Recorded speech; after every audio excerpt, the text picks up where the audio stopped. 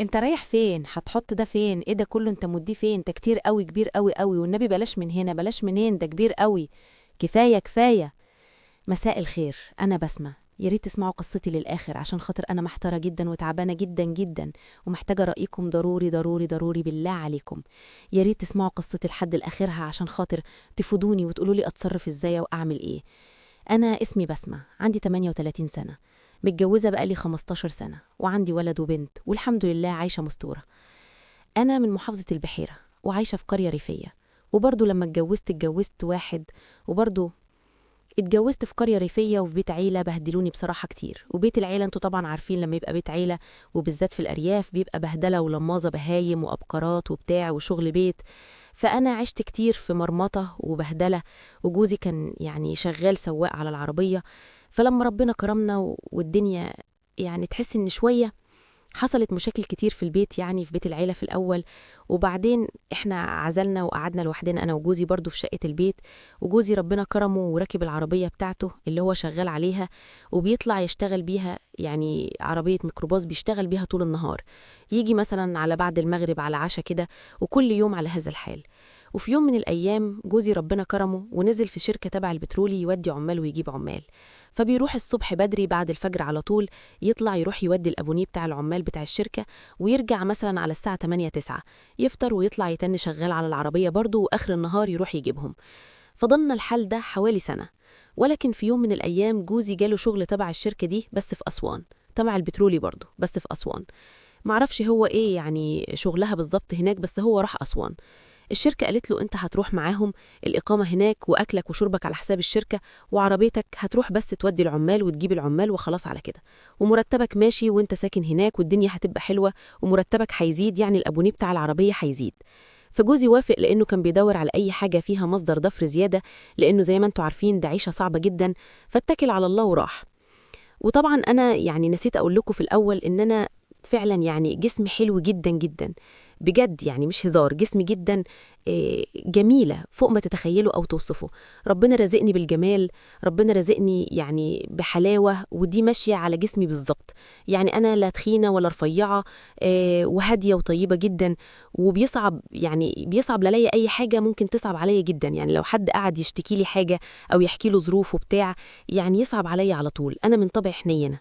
فجوزي لما اتكل على الله وراح الشغل، فأنا قاعدة أرضنا بعيد يعني ورا البيت على طول بحوالي فدان، يعني تسيب فدان ورا البيت، والفدان اللي ورا البيت على طول بتاع جارنا.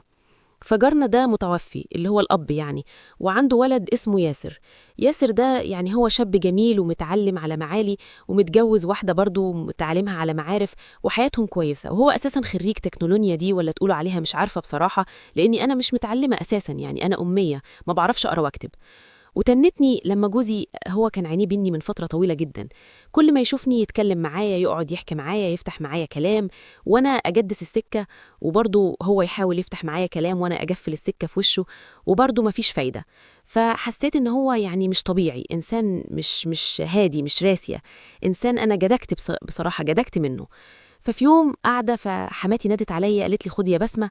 فرحت لها نعم يا ماصي، هاتلنا شوية ايه يعني خضرة من الأرض اللي ورانا ديت بتاعت جارنا دون، عشان نحطهم في العيش، نطر العيش البلدي، يعني ما نطريهوش احنا بمية والكلام ده كله، لا، نجيبوا شوية عفش كده خضر من الأرض ونحط فيهم العيش.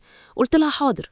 فنزلت الأرض عادي على ما فيش أي حاجة في بالي وما فيش أي حاجة في دماغي، والله ما كنت يعني فاكرة إن المشوار هيوصل معايا كده خالص، لأن اللي حصل معايا ما كنتش متوقعه أبدا أبدا أبدا. ففعلا نزلت الأرض وقعدت أنجي عفش، وفجأة لقيته اللي مسكني حرامي. أنا مسكت إن حرامي، هنا شعر راسي شاب، قلت له حرامي إيه؟ أنت مين؟ بصيت ورايا لقيته هو بدون ذكر اسمه. تعمل ايه هنا؟ قلت له باجي اخد شويه عفش اطر بيه، ايه المشكله يعني؟ قال لي ده انت حراميه، ده انت وعموما الارض وصاحب الارض تحت امرك، انا بهزر معاكي وبضحك معاكي عشان خاطر فيه بينسنع وبتاع، فانا كنت مراكبك الصبح من فوق السطح عشان خاطر يعني ان انا اشوف مين اللي بينزل الارض ومين اللي بيقعد منها، فلما لقيتك انت فنزلت، معرفش ان انت ما شفتش وشك. قلت له خلاص ماشي، ناخد شويه عفش ولا ما ناخدش واطلع علاجي، وبعدين يجي معايا واحده واحده. وبعدين قال لي انا عايزه اقول لك على حاجه، وقلت له اتفضل. قال على فكرة أنا معجب بيكي جدا جدا وبحبك ومتعلق بيكي وما بنامش الليل بسبب التفكير فيكي وما عدتش عارف أعيش ومراتي ما عدتش يعني بصراحة ما عدتش طايقها.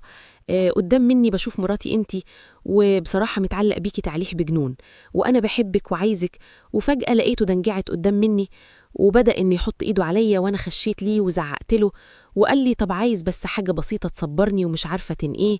وقعد يتكلم كلام يعني مش عارفة أقوله بصراحة. فجأة لقيته سايب العفش وطرحة تدري. وحماتي لما رحت قلت إن ما جبتش ليه، قلت لها ما لقيتش، قعدت تشتم فيا أنا وبتاع ومش قادرة أقول لها حاجة.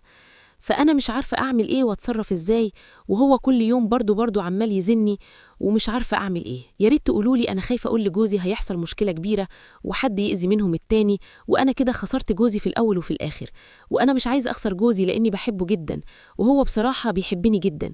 يا ريت تقولولي.